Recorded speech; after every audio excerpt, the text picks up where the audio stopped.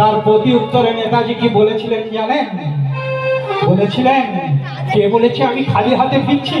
আমার সঙ্গে কি থাকে জানো? আমার সঙ্গে থাকে আমার মা বাবার ফটো, জপমালা আর ভাগবত গীতা।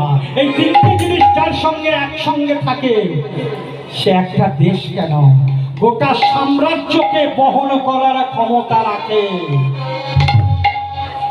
আর আমাদের সেই ছোট্ট ক্ষুদিরাম,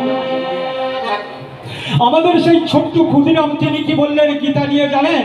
যখন তাকে ইংরেজ জজ আদেশ দিলেন, ফাঁসির অর্ডার করলেন, তখন হো হো করে হেসে উঠলেন আমার ওই ছোট্ট ক্ষুদিরাম।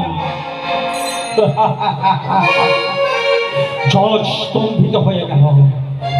ওর ফাঁসির অর্ডার দিলাম আর ও হাসছে। একজন বাঙালি অফিসারকে বললেন, যাও তো ওকে বলো ওর মৃত্যুদণ্ড দেওয়া হয়েছে।